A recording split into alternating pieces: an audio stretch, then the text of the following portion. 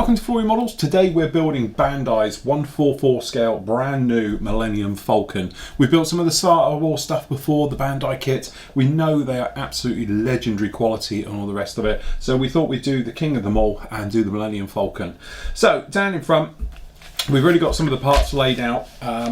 Basically, because of the scaling and things like that, we're not going to detail too much up on the interior. The cockpit, we're just going to paint black, I think, and dry brush it. Perhaps a little bit of weathering just down in there and everything else like that. So that's exactly where we're going to start. So what we're going to do is just going to pop the cockpit together. So as you can see down on the instructions, pretty straightforward how it's going to run. And as I say, it's very, very clever how this all thing goes together. Okay, so we're just going to pop this guy just in the back like that, and we can put the underside up, and that just slots all in. And again, it's amazing how this fits together without a single fit issue or a problem or anything else at all. Okay, so that's in. Now, as for crew, obviously the kit does come with crew, but we're not going to be worrying about those, to be honest. I think it's not really going to see it. Okay, so we're just going to bypass the fitting of the crew for the moment. Okay, that's the instrument panel in like that, and then we've got the rear, which will then just come in. But because it's got the inside, I'm putting this in like this. Obviously we need to get in there and paint it. Okay, so what we're going to do is literally just going to come in with some flat black, or in our case we're going to use some rubber black. So if we just grab that, so what we got down here is a little bit of XF85, and we're just going to airbrush this in neat into the cockpit, and then we're going to dry brush it afterwards, okay, once it's dry. All right, and then that way it'll give us our look, because technically down inside, when you look at it, it is very dark. Okay, so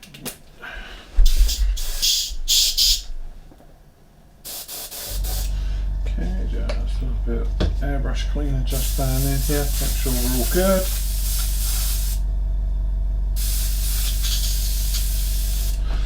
Okay. And as I say, we're going to spray this neat down into here, purely because it doesn't have to be very detailed at all. Being neat, it'll be nice and thick. Okay. So it's a nice flat black colour, as you can imagine.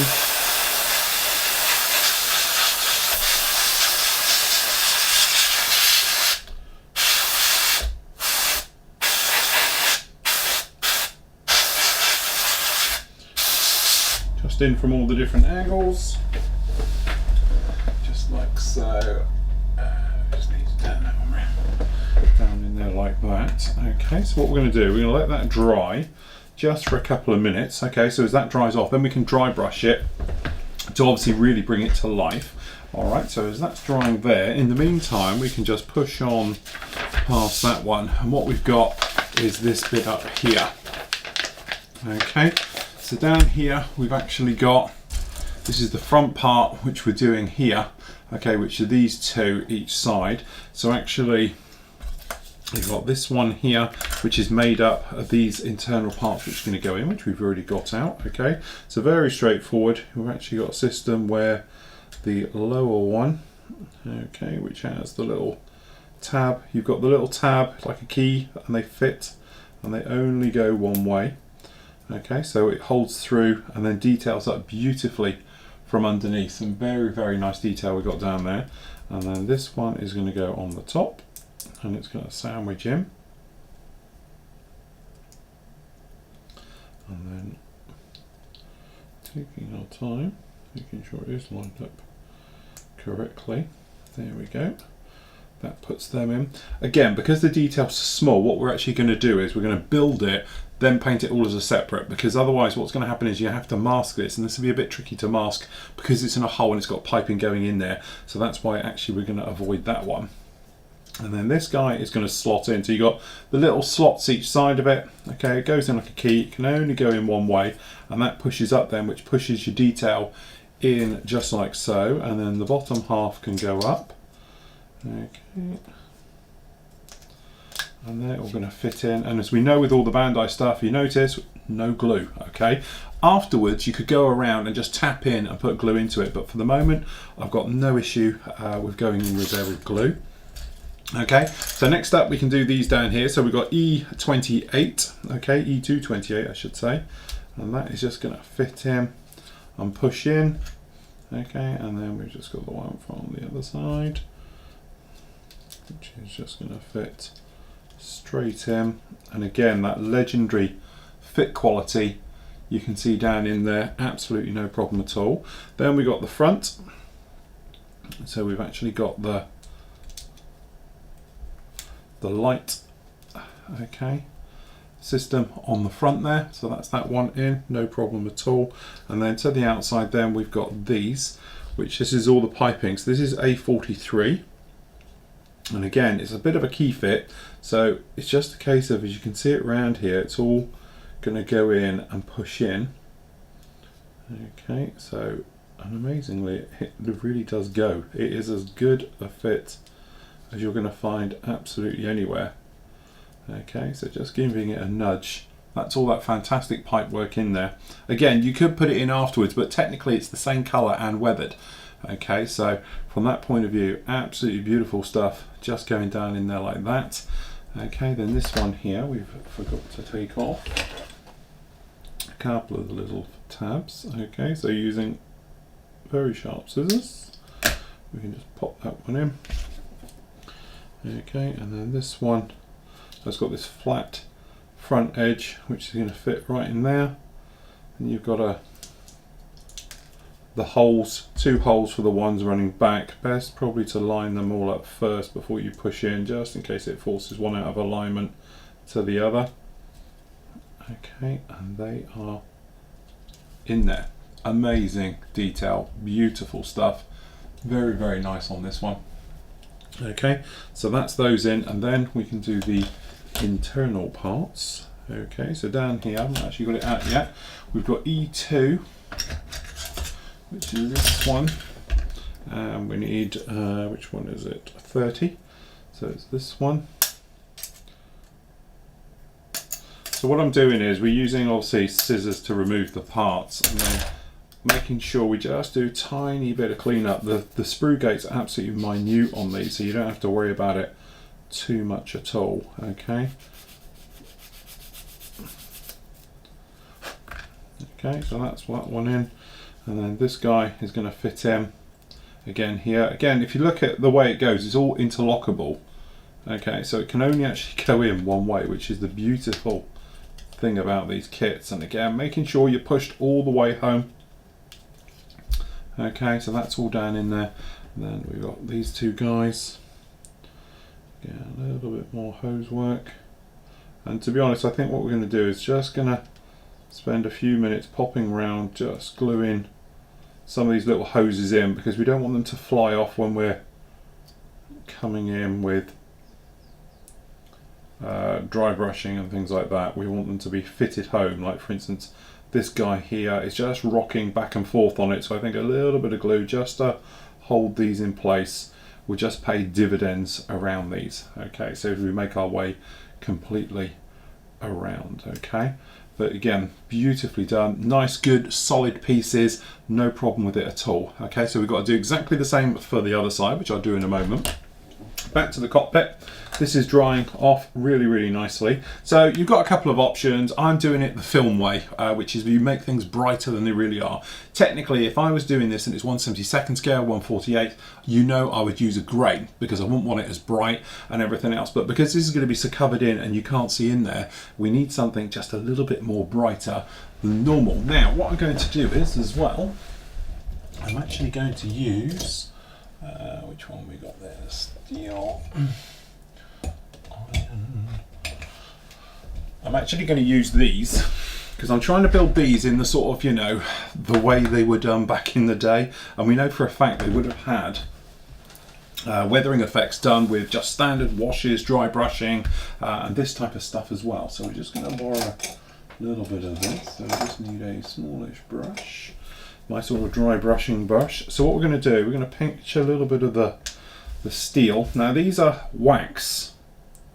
Okay, so but you can use them just like you would dry brushing. So we put this in, we get most of it as we can all off the brush. Okay, and then very lightly we're just going to pop in, just going to pick out some of those details around in here, just to exaggerate them and make them pop out a little bit more. Okay, so we've done that, and we're just going to come in this rear bulkhead. And as I say, normally you wouldn't do anything so bright, but we're just trying to pop in. We're going to put these things around, so we'll just do the backs of the seats, edges of the seat. This is just so when you look down in there, you've really got something to look at. Okay, now with what we've got there, now we're going to use the dark iron. Wait, get that guy back in there. Okay, just to knock it back just a little bit. It's a little bit strong. So we've got different colour silver down here, as you can see. Getting most of it off. And hopefully we get a little bit of both going down here. We just subdue it down between both the colours.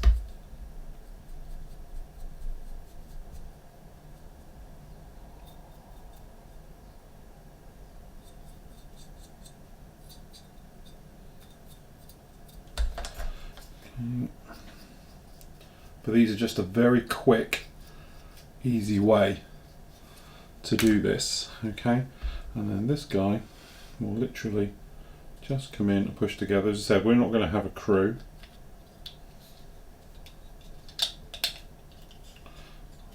Alright, a nice good push.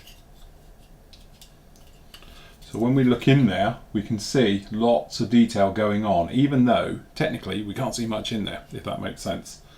Okay, so that's on there like that, because then if we put the cockpit on, obviously we're only going to do this as a small little fit, so you can see the difference down in here, okay? So pop that one in.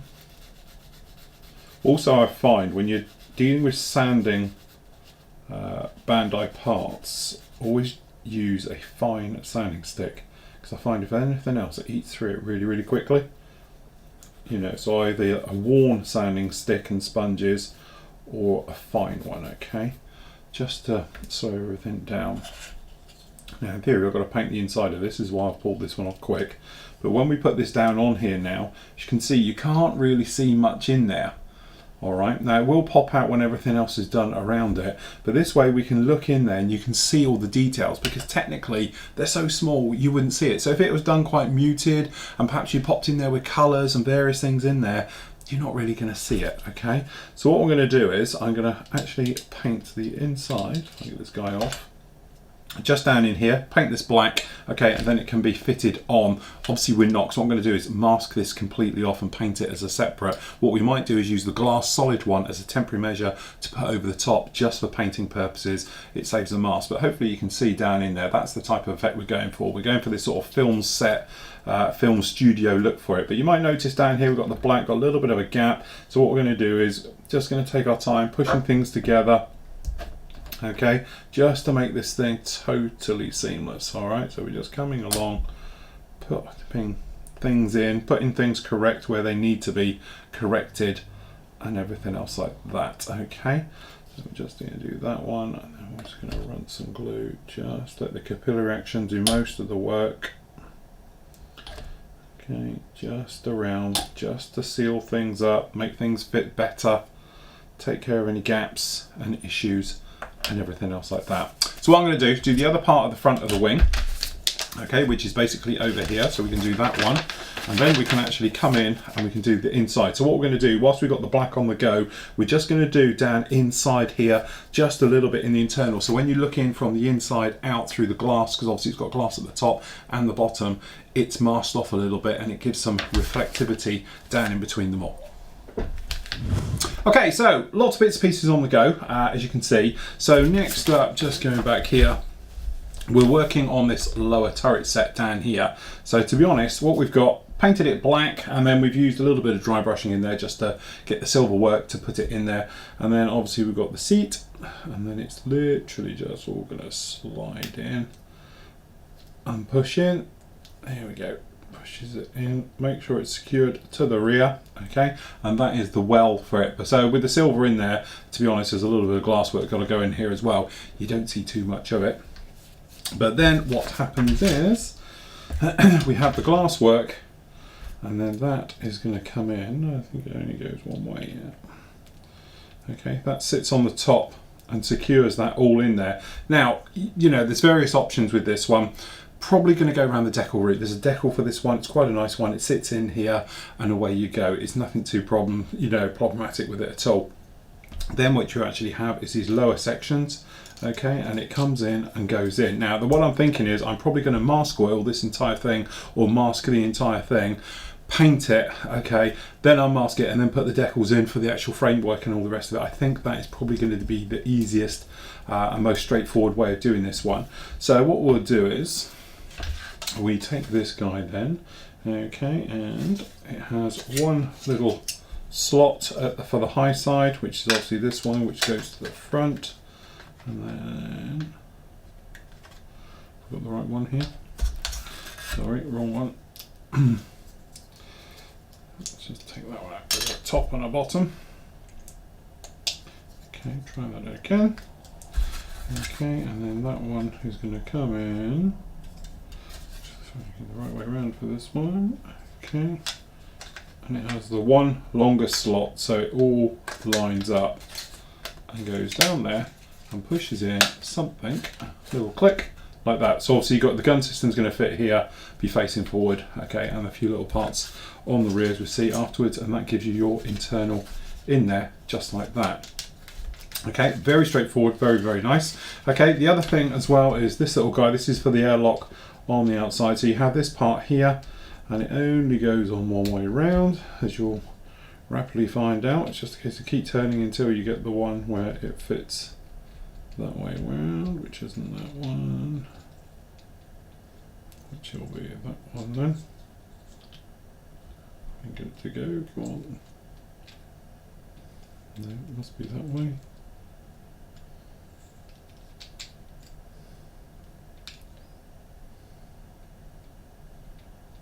That's it, slides down, give your airlock detail just like that. It's loads of detail in that, absolutely beautiful.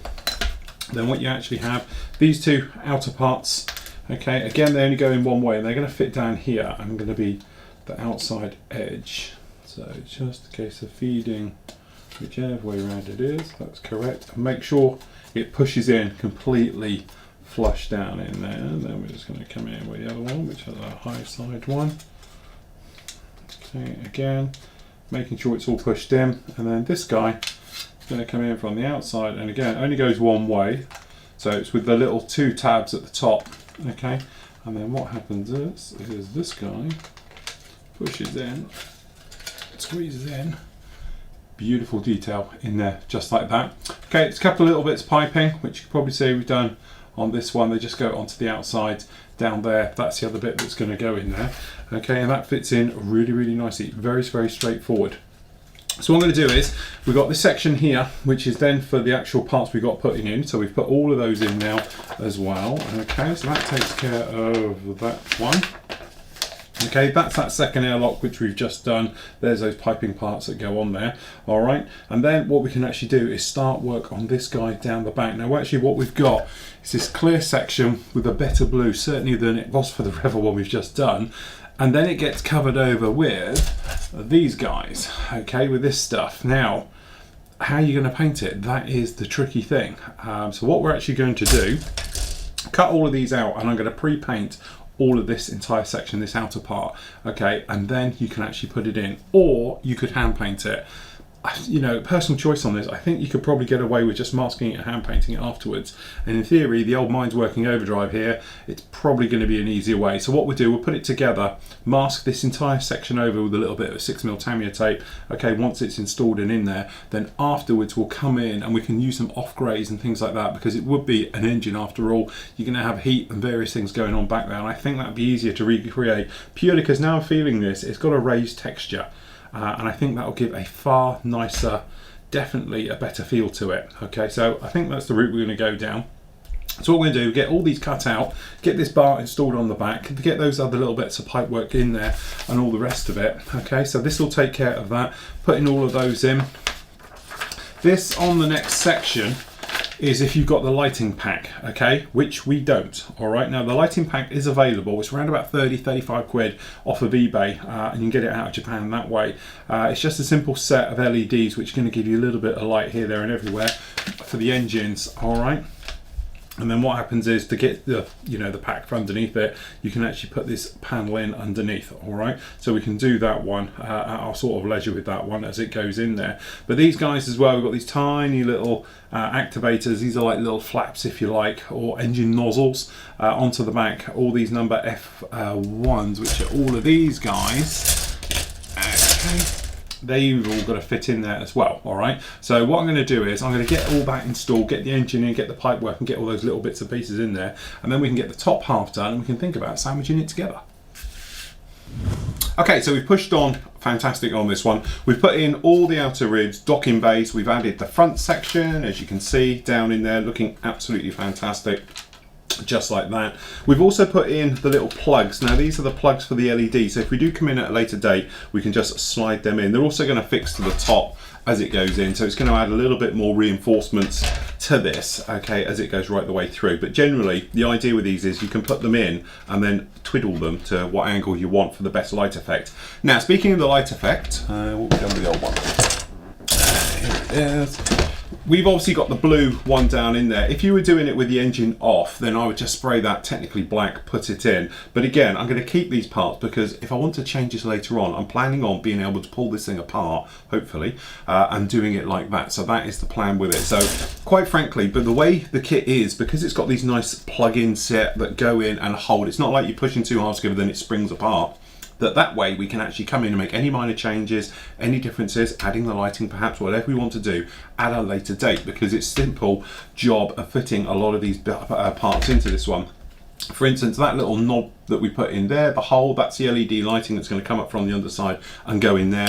And then there's the other one, which is this guy down in here, which goes under to do the actual stairwell coming up into it. So they're all little things. If you wanted to, you could add it afterwards, or of course you can make your own custom one if you wanted to. So we've installed the top set as well into everything. Okay, so these little ridge bars down here, the number F1s, which are the same as we did just down under here. Okay, so we've put those on, and the top bars again, so it's just a mirror.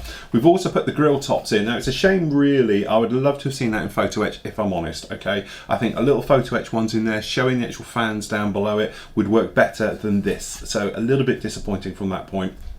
But generally, that's those 2 points on there now. Okay, so actually what you can do is, once you've got all these together like that and put in, technically, if you're all good, you should be able to sandwich the two halves together, and by just giving it a bit of a push, making sure you're going in gently, don't ram it if there's a problem anywhere.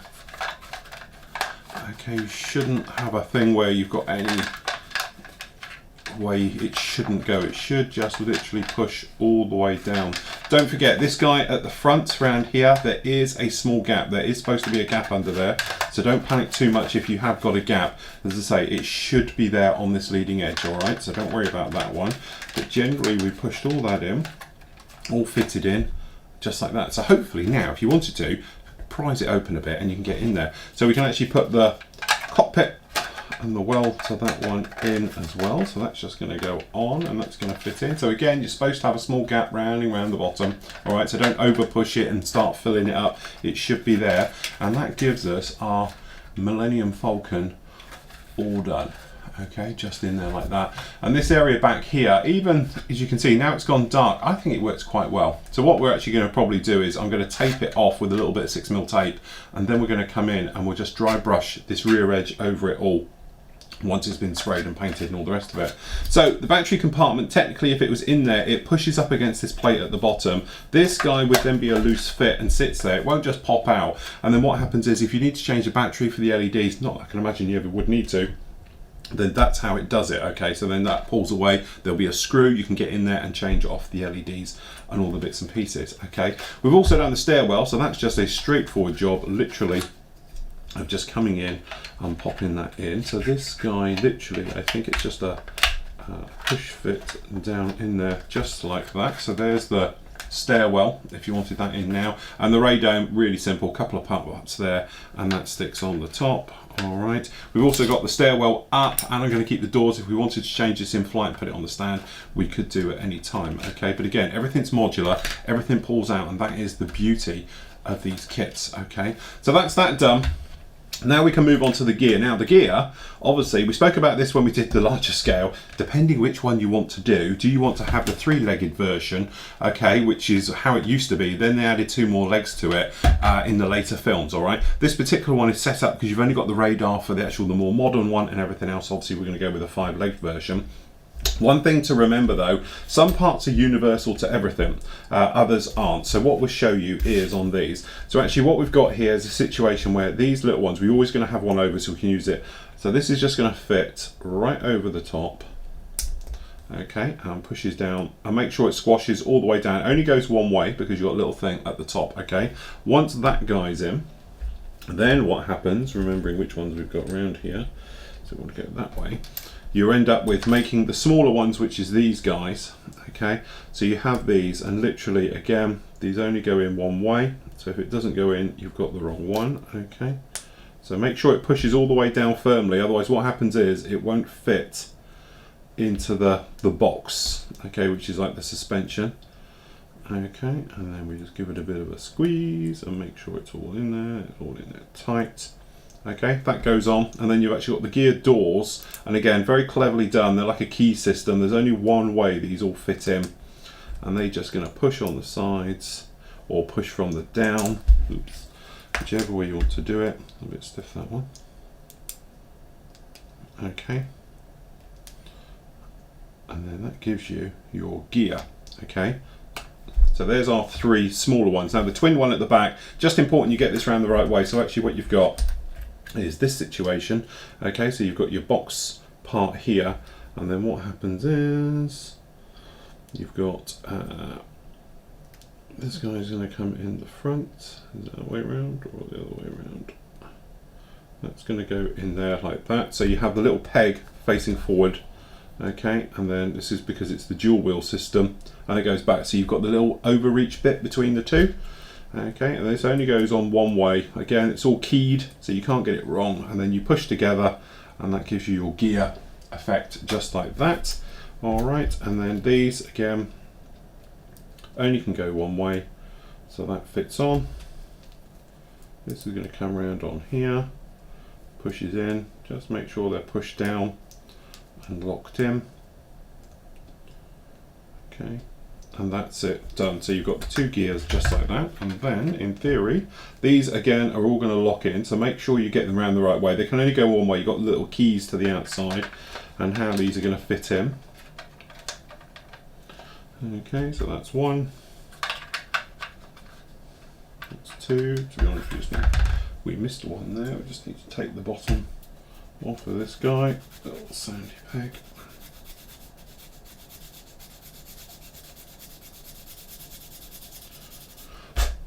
Okay, and then we've got these. I think these are can only go one way as well.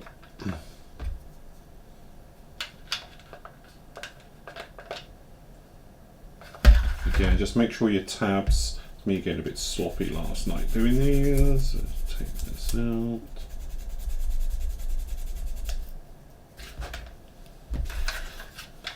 And that's because the tolerances on this are so tight, it won't go. So all good, that one's all good. And then this one has the slot for the rear. Okay, and that is going to push in. So that is all your gear now down, just like that. Okay, so we can pop this guy back in now, pushes in, okay, and then sits down and gives us our Millennium Falcon technically done. Now, gun bays are the only thing to go on. They're fine, no problem at all. You could pop them on now, but obviously we need to mask these top areas. So a couple of ways of doing it. You can either do it masking tape, mask oil, something else like that, and put them down in there. But from a build point of view, that is it. Now, you do get an extra foot left over, purely because obviously the way that you got a joint sprue. And then under in here, you've actually got these guys. Right now, these are, if you want to do it gear up, so it's best to keep them definitely with it, because if you wanted to display it on the stand and do it gear up, you're literally just going to come along with, this is a great thing with all these kits, pull these out, replace them with the other one, and you're good to go. Personally, I think we're going to have this one down, all right? But if you wanted to do it up, that's not a problem. And then the guns, they're a simple job. You've got the twin one, and then the single fits on top of it, and then this plate goes in behind it. In fact, we can show you that one now. So if we just carefully remove these off. Okay, so just coming in. Tips of the scissors, just to make minimal damage. Okay. And then these guys. And I must admit, these are absolutely superb kits. You know, the way they go together, the actual fit and everything else lends themselves so well to doing other little bits and pieces with them, such as lighting. You know, you could do anything with these kits. Okay, just nip this guy off. Fine, just a quick clean up. Just little tabs like these can make it ugly. So if you spend, you know, an hour out of the build just doing little cleanups, just polishing these in, you could, and I say, especially for the junior members, if you didn't want to airbrush this or paint it or whatever you wanted to do, just go straight in. As long as you take care of those little marks like that, you'll be absolutely fine. Now this guy is literally just going to fit. I can get him in right on top here. If I can get it to go in, we'll be absolutely laughing. So that gives you the quad gun set. Okay, and then what happens is this is just going to come in, and it's going to push in, and it's going to go over the top, and this is why we're not painting it yet. But technically then this guy then, which is the shield behind it, goes in on top and fits on, and it goes on there just like that to give you a quad gun set on the top there, just like that. And there we go, that's it built. That's how easy and beautiful these kits are to do. They are literally stunning. So what we're going to do now is literally take it apart, that sounds silly, and then we can paint it up in its separate components, pop it all back together, and then we can go in with actual weathering. Painting wise, take your pick. This is where it gets a little bit off. A lot of people will go in with things like an XF9, which is quite a nice colour, sorry, XF19 Tamiya, which is the sky grey. Lighten that a little bit with the weathering, works really well. Other people use sort of, you know, ghost greys and things like that, look really well. This guy on the box looks more like a gold grey, but it is that thing. Traditionally, the model was painted black completely right the way over, as most of the ILM models were done for the films, and then they were painted white over the top. So they had that sort of hue of grey coming through from a post-shaded point of view coming through. Then it went through with washes and all the bits and pieces. Are we going to follow along with that one? A little bit. Okay, so what we're actually going to do, we're going to paint everything black on this one completely. And then what we're actually going to do is come in, seal that down with a couple of coats of clear, then come in with the paint on top so we can distress it and get some chipping things and various things like it. Because it's a film prop, what used to happen was you needed chipping to really look bright, to be able to see it on camera. Not necessarily the way you would perhaps do your model at home, okay, but thinking back to some of my other work, the Jaguar, if you remember that I only did chipping in grey and didn't do the green, because little tiny chips in dark grey look greenish from an overall. So you don't need to go around and do green chipping, you know, grey chipping and things like that. You can get away with it because when you look at it from here, and I can see the Jaguar over there, it looks chipped, and that's what you're looking at, is chipped, not the colour of the chip. But from a film point of view, obviously you would never see it. It would look too faint and things like that. So what they do is they make things look bigger, brighter, bolder, a lot like the colours as well. When you look at the colours on the originals, they're very vibrant. Didn't look like that on the screen, but that's because obviously we're filming things and being analog back then. It needed to be bright to be able to see it. Nowadays it's all done in post-production, but back then it was all needed to be bright so it can be seen on film. So we're going to try and sort of follow along ISK that way without making it look too bad. But obviously from my point of view, of you guys, if I do chipping that's bright in that, you can see it on camera, but from the naked eye looking at it when people are here, might look a little bit over the top, but it's a similar type of thing that we're dealing with. Anyway, next up, painting.